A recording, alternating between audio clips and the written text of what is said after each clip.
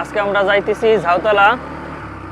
36শে জুলাই পালনের জন্য ঝাউতলাকে সাজানো হইতেছে, সেটা দেখার জন্য আমরা এই রাত প্রায় 11টা সাড়ে 11টা বাজে এই সময় আমরা যাইতেছি সেটা দেখার জন্য। তো এই দেখতেছেন আমরা ঝাউতলা রাস্তা দিয়েই এখন যাইতেছি, চৌরাস্তা দিয়ে ঢুকলাম। অল্প কিছুক্ষণের ভিতরেই আমরা সেই জায়গায় পৌঁছে যাব এবং আপনাদের দেখাবো আমাদের পটুয়াখালীতে 36শে জুলাই উদযাপনের জন্য কিভাবে আমাদের এই পটুয়াখালীকে সাজানো হয়েছে। আসলে 36শে জুলাই আমাদের সকলের জন্য স্মরণীয় হয়ে থাকবে, কারণ এই দিনটিতে স্বৈরাচার আমাদের দেশ থেকে বিদায় নিয়েছে। তো এই দিনটাকে আমাদের স্মরণীয় করে রাখতে হবে অবশ্যই।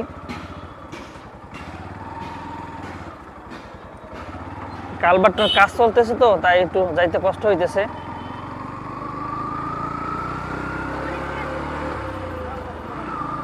এই 36শে জুলাই ফ্যাসিস্ট আওয়ামী লীগ আমাদের দেশ থেকে বিদায় নিয়েছে।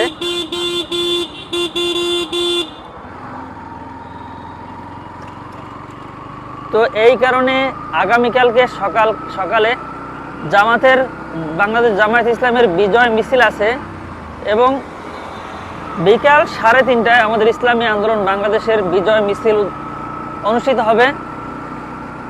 তো আপনারা যারা আমাদের এই ভিডিও দেখতেছেন এবং পটুয়াখালীর ভিতরে যারা আছেন তারা জামাত এবং চরমনাইয়ের মিছিলে আপনারা যোগদান করবেন, এটা আপনাদের কাছে অনুরোধ। কারণ এই দিনটাকে আমাদের সবার মনে স্মরণীয় করে রাখতে হবে, কারণ এই দিন আমাদের ফ্যাসিস্ট আমাদের দেশ থেকে বিদায় নিয়েছে।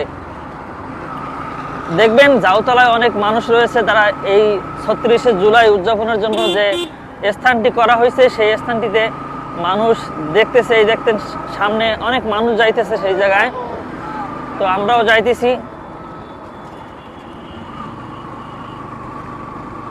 আসলে আমাদের সকলের দেখা দরকার 36শে জুলাই কিভাবে সাজানো হয়েছে, এটা আমাদের সকলের দেখা দরকার। এই জিনিসগুলো দেখলে আমাদের 36শে জুলাই 2024-এ যে জুলাই অভ্যুত্থান হয়েছে, অভ্যুত্থানে যে ছাত্ররা মারা গেছে, সাধারণ মানুষ মারা গেছে, তা এই অভ্যুত্থান চিত্র যে তৈরি করছে এই জায়গায়, এটার ভিতরে সকল কিছু আছে এবং আপনাদের সব ভিডিও আকারে দেখাবো। সেই কারণেই আমি আজকে মোটরসাইকেল নিয়ে গভীর রাত্রে এই জায়গায় আসছি। এই দেখতেছেন যে লাল এই স্থানটি সাজানো হয়েছে।